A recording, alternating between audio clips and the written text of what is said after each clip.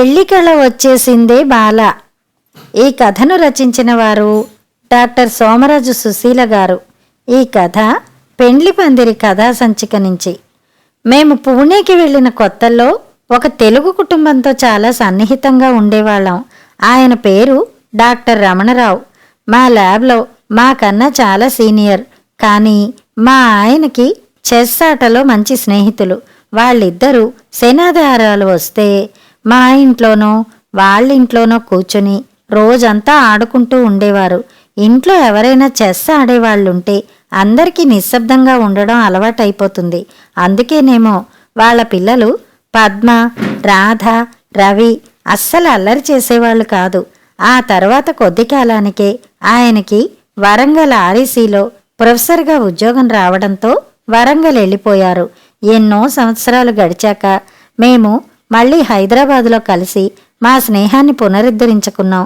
వరంగల్ నుంచి ఏవైనా పనుల మీద వస్తే మమ్మల్ని కలవకుండా వెళ్ళేవారు కాదు. స్వతహాగా వాళ్ళది చాలా సంపన్న కుటుంబం.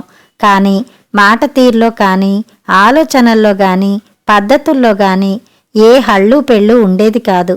నిమ్మకి నీరెత్తినట్టుగా నిశ్శబ్దంగా ఉండేవారు. వాళ్ళ పెద్దమ్మాయి అత్తవారిల్లు జూబిలీ హిల్స్. తను ఎలక్ట్రానిక్స్ ఇంజనీరు. ఇంకా రెండవ అమ్మాయి రాధ కెమికల్ ఇంజనీరింగ్లో డాక్టరేట్ కోసం ఉస్మానియా యూనివర్సిటీలో పనిచేసేది. అక్కడే హాస్టల్లో ఉండేది. అప్పుడప్పుడు మా ఇంటికి వచ్చి కాసేపు కబుర్లు చెప్పి వెళ్ళిపోయేది. ఆ వేళ సోమవారం. మా ఫ్యాక్టరీకి సెలవు కాబట్టి మేమిద్దరం ఇంట్లోనే ఉన్నాము. పిల్లలు స్కూళ్ళకి, కాలేజీలకి వెళ్ళిపోయారు. నేనేదో పని మీద హాల్లోకి వచ్చేటప్పటికి రాధ ఏదో పుస్తకం చదువుకుంటూ కనిపించింది. ఆ అమ్మాయి అంతే, మసిలేటప్పుడు చిన్న చప్పుడు కూడా చెయ్యదు. ఏం రాధా, ఈవేళ మా ఇంటి మీద గాలి మళ్ళింది, ఈవేళ నీకు సెలవా అని పలకరించాను. రీసెర్చ్ వాళ్ళకి సెలవేముంటుందా ఆంటీ, ఊరికే వచ్చాను. అమ్మకి ఒంట్లో బాగుండడం లేదని వరంగల్ వెళ్ళాను. మీ ఇంటికి అస్సలు వెళ్ళలేదా అని కోప్పడింది అని చెప్పింది. అవును, ఇప్పుడు ఎలా ఉంది? చాలా అవస్థ పడిపోతోంది. ఆపరేషన్ చేయిస్తేనే మంచిది. ఎన్నాళ్ళు బాధపడుతుంది? మీ నాన్నగారికేమో అక్కర్లేని భయాలు. లేదాంటీ, ఇప్పుడు ఒప్పుకున్నారు. ఆగస్టు మొదటి వారంలో చేస్తారుట. అప్పుడు మళ్ళీ వెళ్తాను. ప్రస్తుతం అక్క అమ్మ దగ్గరే ఉంది అని చెప్పింది. ఈలోగా వంటలయ్యాయి. భోజనానికి రమ్మంటే వచ్చి మామూలుగా భోజనం చేసి మళ్ళీ హాల్లో కూర్చుని ఏదో మ్యాగజైన్ చదువుకోవడం మొదలుపెట్టింది.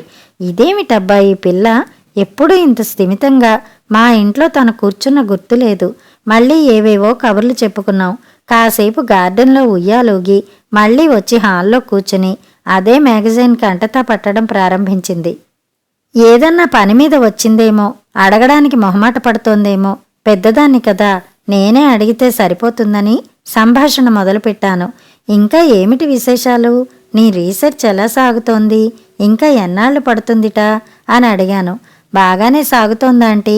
అన్నీ బాగుంటే 2 ఏళ్లలో సబ్మిట్ చెయ్యొచ్చు. రిజల్ట్ కూడా బాగానే వస్తున్నాయి. కానీ మా సీనియరు, నాకు హెల్ప్ చేసే అతను ఆగస్టు చివరికి అమెరికా వెళ్ళిపోతున్నాడు. అతనికి పోస్ట్ డాక్గా నార్త్ కరోలినాలో వచ్చింది. అదే ఇప్పుడు నాకు సమస్య అంది. ఇందులో పెద్ద సమస్య ఏముంటుంది? మీ ప్రొఫెసర్ గారు వేరే ఎవరినైనా ఇస్తారేమో అన్నా. లేదు, ఈ టాపిక్ మీద మేమిద్దరమే ఉన్నాం. అతని పీహెచ్డీ ఇందులోనే వచ్చింది. అయితే మరీ మంచిది. నీ డిగ్రీ వచ్చేటప్పటికి నువ్వు కూడా అమెరికా వెళ్లేందుకు సాయం చేస్తాడు. అదే నేను చెప్పానంటీ నాన్నకి. కానీ నన్ను చాలా కోప్పడ్డారు. తల వంచుకు చెప్పింది. 2 నీటి బొట్లు పడ్డాయి. అతనెవరో అమెరికా వెడుతుంటే వీళ్ల నాన్న తన్నెందుకు కేకలేయడం? తుంటి మీద కొడితే పళ్ళు రాలినట్టు. దీని తప్పే ఉంది? ఎక్కడుంది మెలిక? 2 నిమిషాలు ఆగాక అప్పుడు లైటు బల్బు వెలిగింది. లాభం లేదు, నా స్విచ్లన్నీ తుప్పు పట్టిపోతున్నాయి. కాస్త సర్దుకు కూర్చుని పని మొదలుపెట్టాను. అతనంటే నీకిష్టమా అని అడిగాను. ఇష్టమని ఏం కాదు గాని, పాపం చాలా మంచివాడాంటీ. నేను 4 ఏళ్ల నుంచి చూస్తున్నాను. అందరితోటి ఎంతో మర్యాదగా ఉంటాడు. వాళ్ళ నాన్నగారు అతన్ని పెళ్లి చేసుకుని వెళ్ళమంటున్నారు. ఎక్కువ టైం లేదు. నాన్న బాగా కోప్పడ్డారు. ఎందుకు కోప్పడ్డాం? ఇప్పుడు అమ్మకెంత జబ్బుగా ఉంది. ఆపరేషన్ అని నేనెంత కంగారు పడుతున్నానో. అసలు ఇలాంటప్పుడు నీకు పెళ్లి ఆలోచన ఎలా వచ్చింది? మతుండే మాట్లాడుతున్నావా? 1 ఏడాది వరకు ఏమీ మాట్లాడకు అని కోప్పడితే భయపడి పారిపోయి వచ్చేసా అని బావురు మంది. అమ్మయ్య, ఇప్పటికి క్లారిటీ వస్తోంది. అసలు నాన్నగారికి ఎందుకంత భయం? ఈ మధ్య ఆపరేషన్లు చాలా తేలికైపోయాయి. ఇంతకీ అతనెప్పుడు వెళ్ళాలి? సెప్టెంబర్ 1 కల్లా తను అక్కడ ఉండాలి. అప్పుడే జూలై అయిపోతోంది. అమ్మ ఆపరేషను ఆగస్టు 1న. అమ్మ ఆపరేషన్ అయి కోలుకునేసరికి ఆ అబ్బాయికి వాళ్ళ నాన్నగారు ఎవరో ఒక అమ్మాయిని చూసి పెళ్లి చేసేస్తారు. ఆయన ఇదే పని మీద ఉన్నారట అంది. బ్రాహ్మలేనా అని అడిగాను. మనవాళ్లే ఆంటీ. నేను నల్లకుంటలో ఒక పంతులు గారికి మా జాతకాలు కూడా చూపించాను. కుదిరే అన్నారు. మరి ఇంకనే మీ నాన్నగారికి ఉన్న నమ్మకాలు నాకు తెలుసు కదా. నన్ను మాట్లాడమంటావా? ఇంతకీ ఆ అబ్బాయికి ఇష్టమేనా? చూస్తారా ఆంటీ, నేను ఫోన్ చేస్తే అరగంటలో వచ్చేస్తాడు. వెయిట్ చేస్తున్నాడు అంటూ హాస్టల్కి ఫోన్ చేసింది. అరగంటలో మోటార్ సైకిల్ మీద వచ్చాడతను. తెల్లగా, పొడుగ్గా, సమానంగా, చాలా చక్కగా ఉన్నాడు. కన్యా వరైతే రూపం అని పెద్దలు ఊరికే చెప్పలేదుగా. వాళ్ళ నాన్నగారు తణుకులో ఉంటారుట. ఆయన గవర్నమెంట్లో పనిచేసి రిటైర్ అయ్యి 10 ఏళ్ల పైనే అయిందట. తల్లిపోయి 2 ఏళ్లయింది. వీళ్ళు 5గురు అన్నదమ్ములు. 3వ అబ్బాయి ఇంట్లో ఆయన ఉంటున్నారు. ఈ అబ్బాయి ఆఖరివాడు. అతని పెళ్లి చూడాలని ఆయన కోరిక. తనకి వయసైపోయిందని, అందువల్ల పిల్లవాడిని పెళ్లి చేసుకోకుండా అమెరికా వెళ్ళొద్దని గట్టి పట్టు పడుతున్నారు. తండ్రి మాటకి ఎదురు చెప్పే అలవాటు ఇతనికి ఉన్నట్టు కనబడలేదు. అయినా గోత్రాలు కలవలేదు, జాతకాలు కలిశాయి. ఇంకేమిటి అభ్యంతరం? వాళ్ళిద్దరూ ఇష్టపడుతున్నారు. సాయం చేయడం మన ధర్మం కదా. ఇంకా వాళ్ళు పద్ధతిగా పెరిగిన పిల్లలు కాబట్టి మనల్ని బతిమిలాడుతున్నారు. అసలు ఆ పెళ్ళేదో చేసేసుకుని వస్తే ఏం చేస్తాం? అతని దగ్గర వాళ్ళ నాన్నగారి అడ్రస్సు, ఫోన్ నెంబరు తీసుకున్నాక అతను వెళ్ళిపోయాడు. రాధని ఆ పూటకి వండిపోమ్మన్నాను. రమణరావు గారితో మాట్లాడాలంటే నాకు కొంచెం బెరికే. ఎంతైనా మాకన్నా బాగా సీనియర్ కదా. కానీ మా ఆయనకి మాత్రం చాలా చనువు ఆయన దగ్గర. ఈయన మాట అంటే ఆయనకి మంచి గౌరవమే. మా ఆయనకి ఏదైనా విషయం అర్థం అవడానికి కొంచెం టైం పడుతుంది గాని ఆ తర్వాత ఆయన ఏం చేయాలో ఎవరమూ చెప్పక్కర్లేదు. అందులో ఇలా పిల్లలు ఏమైనా సాయం కోరినప్పుడు వెనకాడే ప్రశ్నే లేదు. నేను కాస్త ఓపిగ్గా మా ఆయనకి విషయం వివరంగా చెప్పాను. తను మాట్లాడితే బావుంటుందని అన్నాను. ఆయన వరంగల్ రమణరావు గారికి ఫోన్ చేశారు. కుశల ప్రశ్నలు అయ్యాక, కుర్రాడు బాగున్నాడండి. ఇందాక మా ఇంటికి వస్తే మాట్లాడాను. చాలా బుద్ధిమంతుడిలా ఉన్నాడు అన్నారు. ఆ దెయ్యం మీ ఇంటికి వచ్చిందా అని అడిగి 2 నిమిషాల పాటు వాళ్ళే పరిస్థితుల్లో ఉన్నారో చెప్పారట. నిజమే, కానీ ఇలాంటి అవకాశాలు మళ్ళీ మళ్ళీ రావని, అలాంటి సంబంధం కుదరడానికి బోల్డు శ్రమ పడవలసి వస్తుందని చెప్పి నెమ్మదిగా ఆయన్ని శాంతపరిచారు. చివరికి మేమిద్దరం బాధ్యత తీసుకుంటే తనకు అభ్యంతరం లేదని ఆయన అన్నారు. వ్యవహారం ఎలా సెటిల్ అయిందంటే మా ఆయనే తణుకు వెళ్ళి పెళ్లికొడుకు తండ్రితో మాట్లాడేటట్టు, తాంబూలాలు పుచ్చుకునేటట్లు, ముహూర్తాలు పెట్టించడం, పెళ్లి ఏర్పాట్లు చేయడం అన్నీ మేమే చేసేటట్లు, వాళ్ళు ఆ రోజున వచ్చి పీటల మీద కూర్చునేట్లు.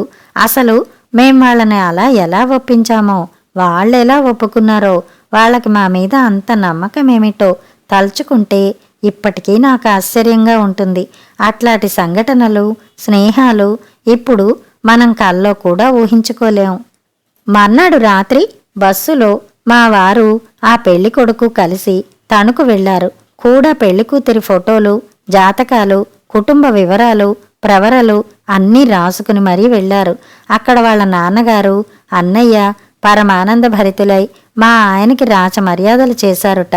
ఆయన వంట వాళ్ళని పెట్టి కంద బచ్చలి, రవ్వ పోళీలు చేయించారుట. సాయంత్రం మళ్ళీ లడ్డు బూందీతో మర్యాదలు చేసి ఈయనకి బట్టలు పెట్టి సాగనంపారు. ఆ ఊళ్ళో ఒక 10 మందిని భోజనానికి పిలిచారట. మా వారిని మేనమామగా పరిచయం చేశారు. మళ్ళీ తెల్లవారేటప్పటికి మా ఆయన ఇంటికి వచ్చేసి నాకు బాధ్యత అప్పచెప్పేశారు. పెళ్లి మన దేశానికి 40వ స్వాతంత్ర దినోత్సవం. ఇద్దరు స్వాతంత్రాన్ని వదులుకోబోతున్నారు. ఉదయం 11 గంటల 10 నిమిషాలకి ముహూర్తం పెట్టించుకుని మరీ వచ్చారు. ఇంక రాధ వాళ్ళ అమ్మకి ఆపరేషన్ చేయించేందుకు ఎంతో సంతోషంగా వాళ్ళ ఊరు వెళ్ళిపోయింది. ఇక్కడ నాకు పెళ్లి పనులు మొదలయ్యాయి. ఈ పెళ్లిలో నాతో పాటు మా ఆయన కూడా కలిసి రావడంతో నా సంతోషానికి పట్టపగ్గాలేవు. డబల్ ఉత్సాహం మరి. రమణరావు గారు 2 రోజుల తర్వాత వచ్చి నా చేతిలో 1,00,000 రూపాయలు పెట్టారు. అవసరం అయితే మళ్ళీ పంపుతానని, దేనికి నేను కష్టపడకుండా ఏర్పాట్లు చేయమని చెప్పారు. అప్పట్లో మా ఇంట్లో పర్మనెంట్ వంటావిడ లేదు. అందువల్ల ఒక వారం ముందు నుంచి వంటావిడిని పంపిస్తానని 300 మందికి పెళ్లి భోజనం, ముందు రోజు మన్నాడు సాయంత్రాలు 100 మందికి వంట చేస్తానని సత్యంగారు అంగీకరించి కావలసిన సరుకుల లిస్టు రాసి ఇచ్చారు. సారెపిండి వంటలకు కావలసిన వస్తువులు వేరే వంట ఆయన వచ్చి ఇంకో లిస్టు ఇచ్చాడు. ఆ లిస్టులు మా కిరాణా కొట్టుకు పంపిస్తే గంటలో అన్నీ అట్టడబ్బాల్లో పెట్టి పంపడమే కాక ఫోన్ చేసి, అమ్మగారు అప్పుడే పాపమ్మకి పెళ్లి చేసేస్తున్నారా, చదువు అయిందా, ఏ ఊరి పిల్లవాడు అంటూ కుశలం కనుక్కున్నాడు ఆ కొట్టు యజమాని రతన్లాల్ సోని. మనకి బట్టల కొట్టు, కిరాణా కొట్టుతోనూ వాళ్ళకి మనతోనూ ఒక అనుబంధం ఉండేది. కానీ మన జీవితాల్లో నుంచి ఇంటి పురోహితుడు, డాక్టరు, చాకలి, టైలర్ లాంటి వాళ్ళు వెళ్ళిపోతున్నట్టే కిరాణా కొట్లు కూడా వెళ్ళిపోతున్నాయి. ఎంత పెద్ద దుకాణాలైనా డిపార్ట్మెంటల్ స్టోర్స్ తోటి, మాల్స్ తోటి పోటీ తట్టుకోలేక మాయమైపోతున్నాయి. ఒక పద్ధతిగా నెలకొకసారి సరుకులు తెప్పించుకుని వాడుకునే అలవాటు యువతరంలో తగ్గిపోతోంది. అమెరికాలో లాగా శనాదివారాలలో పెద్ద పెద్ద స్టోర్స్కి వెళ్ళి కావలసినవి 4, సరదాకి 4, అవసరం పడితే ఎప్పుడన్నా పనికొచ్చేవి 4 కొని అక్కడ భోజనాలు చేసి సినిమా చూసి సాయంత్రం డిన్నర్ కోసం ఇంకో పిజ్జా కొనుక్కుని ఇల్లు చేరతారు. ఇంత సొమ్ము ఖర్చు అయినా ఒక 4 ఇంటికి భోజనానికి వస్తే పాలో పెరుగో, కూరలో నూనె, నెయ్యో, ఒక్కొక్కప్పుడు బియ్యమో తెచ్చేందుకు యజమాని స్టోర్స్కి వెళ్లాల్సిందే. మా అమ్మమ్మ కానీ, అమ్మ కానీ, అత్తగారు కానీ, నేను కానీ ఎప్పుడూ అలా చేసిన గుర్తులేదు. అన్నిటికన్నా వంటింట్లో కొట్టుగది చాలా స్ట్రాంగ్గా ఉండేది. ఆ రోజుల్లో ఎవరికీ ఇంతింత సంపాదనలు ఉండేవి కాదు కదా. చుట్టాల తాకిడి కూడా బాగానే ఉండేది. అందువల్ల ఇంటి ఇల్లాలి ఆర్థిక ప్రణాళికలో వెచ్చాలు, వాటిని సరఫరా చేసే కిరాణా యజమాని ముఖ్య పాత్ర పోషించేవారు. డబ్బాలలో పెళ్లి సరుకులు వచ్చి హాల్లో తిష్ట వేయగానే మా ఇంటికి పెళ్లికళ వచ్చేసింది. బట్టలు, పట్టుచీరలు, నగలు అన్నీ వాళ్ళు వరంగల్లో కొనుక్కుంటామని చెప్పి నా నెత్తిన పాలు పోశారు. నేను మధుపర్కాలు, తెరసెల్ల, కొన్ని ధోవతలు లాంటివి కొంటే నా షాపింగ్ పని అయిపోతుందని రికామీగా ఉన్నాను. కానీ నాతో ఏ వ్యవహారమో అలా తెమలదు కదా. ఏదో మెలిక తప్పదు మరి. పెళ్లి వారం రోజులుందనగా తనకి చేయవలసిన షాపింగు తణుకులో కుదరదని హైదరాబాదు 4 రోజుల ముందు వచ్చి నా సాయంతో షాపింగ్ పూర్తి చేసుకుంటానని కాబోయే వియ్యంకుడు గారు ఫోన్లో చెప్పారు. తప్పకుండా రమ్మని చెప్పాం. మన్నాడు పొద్దున్నే ఆయన కొన్ని శుభలేఖలతో సహా బస్సు దిగారు. వాళ్ళకి బంధువులు హైదరాబాదులో చాలామందే ఉన్నారు. మరి వాళ్ళని ఆహ్వానించే పని కూడా పెట్టుకునే వచ్చారు. ఆయనకి మన పెళ్లి కొడుకు కన్నా పెద్దవాళ్ళు 4 కొడుకులున్నారు, 4 కోడళ్ళు, 6 మనవరాళ్ళు, 3 మనవలు. ఈయన కుటుంబం కాకుండా 2 బావమరుదులు, వాళ్ళ భార్యలు. ఇది తను చేయబోయే ఆఖరి శుభకార్యం కాబట్టి అందరికీ మంచి బట్టలు పెట్టాలని, అది సర్ప్రైజ్గా ఉండాలని ఆయన కోరిక. కోడళ్ళంటే వల్లమాలిన అభిమానం ఆయనకి. అన్నట్లు 6 మనవరాళ్లలో ఒక అమ్మాయికి తన భార్య పేరు పెట్టారు కాబట్టి ఇంకో డ్రెస్ ఎక్కువ కొనాలి. ఒక్కొక్క చీర ఏ రేంజ్లో ఉండాలో కూడా చెప్పారు. 10 కమ్మగా భోంచేసి బయలుదేరి సాయంత్రానికల్లా ఆయన తెచ్చుకున్న డబ్బులన్నీ అవగొట్టించేసి ఇల్లు చేర్చాను. డబ్బులు ఖర్చు పెట్టడంలో నాతో ఎవ్వరూ పోటీకి రాలేరు. 10 లక్షలు ఇచ్చినా 10 గంటల్లో దారి చూపించగలను. ఇంటికి వచ్చాక పెద్ద పెద్ద కవర్లలో ఎవరి వాళ్ళకి పెట్టి ఖర్జూరాలు, పసుపు కుంకుమ ప్యాకెట్లతో సహా నీట్గా ప్యాక్ చేసి పైన పేర్లు రాసి ఆయనకు అప్పచెప్పాను. నా కూతుళ్ళు లేని లోటు తీర్చావమ్మా అని ఎంతో సంతోషించారు. అన్నట్టు ఆయన తన పిల్లలతో పాటు మా కుటుంబానికి కూడా బట్టలు కొన్నారు. పెళ్లి జరిగేది మా ఇంట్లోనే అని కార్డుల్లో వేశాం గాని తీరా వానాకాలం కదా, జాగా సరిపోదేమోననే అనుమానం వచ్చింది. అప్పటికి మా ఇంటి ఎదురు స్థలం ఖాళీగానే ఉంది. 3 పక్కల మంచి కాంపౌండ్ గోడలు, ఇల్లు ఉండి మనం వాడుకోవడానికి అంతా అనువుగా ఉంది. వాళ్ళ స్థలంలో పందిరేసి పెళ్లి చేస్తామని కబురు చేస్తే ఆ స్థలం యజమాని చాలా సంతోషంగా ఒప్పుకున్నారు. 1 లారీడు ఇసుక తెప్పించి నేల చదును చేసి వాన కాగే మిలిటరీ టార్పాలిన్ తెప్పించి మంచి స్ట్రాంగ్ పందిరి వేయించాం. నేల మీద జంపకణాలు పరిచి చిన్న స్టేజ్ వేశాక 200 కుర్చీలు పట్టాయి. ఆ స్థలానికి మా ఇంటికి మధ్యలో ఉన్న రోడ్డుని అటూ ఇటూ మూసేసి పైన పందిరి వేసి భోజనాల హాలులాగా తయారు చేశాం. అప్పటికింకా బఫే భోజనాలు లేవు. 2 వరుసలు బల్లలు కుర్చీలు వేసి 2 బ్యాచుల్లో అందరి భోజనాలు అయ్యేటట్లుగా రెడీ పెట్టాము. కన్యాదాతలు ఒక పెద్ద వ్యాన్లో తోడుగా ఒక నర్సును వెంట పెట్టుకుని పెళ్లి ముందు రోజు మా ఇంటికి చేరారు. పెళ్లి కూతుర్ని చేసేటప్పుడు తోడపెళ్లి కూతురు ఎవరా అనే ఆలోచన వచ్చింది. అది కూడా మా ఇంటి ఆడపడిచే. అదే మా అమ్మాయి కూర్చుని తన వంతు పాత్ర నిర్వహించింది. తోడపెళ్లి కూతురు అయితే త్వరగా పెళ్ళైపోతుందని మా చిన్నప్పుడు ఆశ పెట్టేవారు. కానీ మా అమ్మాయి విషయంలో నిజంగానే జరిగింది. ఈ పెళ్ళైన సరిగ్గా ఏడాదికి దాని పెళ్లి కూడా అయింది. అమ్మయ్య, చాలా వరకు పనులన్నీ అయ్యాయి. పెళ్లివారికి మా వీధిలోనే ఉన్న ఇంట్లో 4 గదులు విడిది ఇచ్చాం. అందరూ అనుకున్న సమయానికి చేరారు. కానీ ఏం లాభం, తెల్లవార్లు కుండపోత వర్షం. తెల్లవారేటప్పటికి కుర్చీలు బల్లలు అన్నీ నాని ముద్దై ఉన్నాయి. 4 కూలీల్ని పెట్టించి అన్నీ తుడిపించి మళ్లీ సర్దేటప్పటికి సూర్యభగవానుడు తళతళలాడుతూ ప్రత్యక్షమయ్యాడు. తెల్లవార్లు వానలో నాన్న మామిడాకులన్నీ తలంట్లు పోసుకున్న అమ్మాయిల్లాగా సూర్యకిరణాల్లో మెరవడం మొదలెట్టాయి. 9 అయ్యేటప్పటికి బంధువులు రాక మొదలైంది. ఈ లోపల మా హాల్లోనే స్నాతకం పూర్తయింది. వెంటనే పెళ్లిపీటల మీద కూర్చున్నారు. ఒక్క చినుకు కూడా పడకుండా లక్షణంగా శోభాయమానంగా పెళ్లి అయింది. 2 బ్యాచుల్లో చాలా మటుకు అందరి భోజనాలు కూడా అయ్యాయి. ఒక 25 మంది ఆడపెళ్లివారం మిగిలాం. ఇంకా హోమాలు అవ్వలేదు కాబట్టి వధూవరులకు టిఫిన్లు పెట్టి ఐస్ క్రీం తినిపించాం. మేం కూడా భోజనాలు కానిస్తే హోమాలు అప్పగింతలు పూర్తి చేసి పెళ్లివారిని సాగనంపొచ్చని లేవబోతున్నాం. మళ్లీ మొదలైంది వాన. సన్న తుప్పరగా మొదలై ఆగకుండా కురుస్తూనే ఉంది. దాంతో వంటలన్నీ మా వంటింట్లోకి చేరాయి. అందరం మనవాళ్లమే కాబట్టి నిలబడో కూర్చునో భోజనాలు అయ్యాయి అనిపించాం. పోర్టికోలోనే హోమాలు అప్పగింతలు పూర్తయ్యాయి. నేనింత కష్టపడ్డా నన్నేదో ఆట పట్టిస్తే గాని మా వాళ్ళకి తృప్తిగా ఉండదు. సుశీల తన పతివ్రత మహత్యంతో వరుణదేవుణ్ణి ఆపి మరీ పెళ్లి చేయించేసింది అని నా మీద జోకులేశారు. సాయంత్రం 6 గంటలయ్యేసరికి మగ పెళ్లివారు మిగిలిన బూరెలు పులిహోర ప్యాక్ చేయించుకొని పెళ్లి కూతుర్ని ఆవిడ అక్కని వెంట తీసుకుని స్టేషన్కి వెళ్ళిపోయారు. మా ఫ్రెండ్ గారి కుటుంబమంతా వ్యాన్లోనూ ఇంకో కారులోనూ బయలుదేరి వరంగల్ వెళ్లారు. అప్పటికే ఆవిడికి కొంచెం స్ట్రెయిన్ అయింది. మర్నాడు పొద్దున్నే ఇంకో పెళ్లి ఉందని చెప్పి టెంట్ వేసేవాడు కుర్చీలు బల్లలు టెంట్లు జంపకణాలు గిన్నెలతో సహా పూచిక పూల మిగల్చకుండా తీసుకుపోయాడు. రాత్రి 8 అయ్యేటప్పటికి అక్కడ అంత పెద్ద శుభకార్యం జరిగిన ఆనవాళ్లు కూడా లేవు. అంతా మాయాబజార్ సినిమా.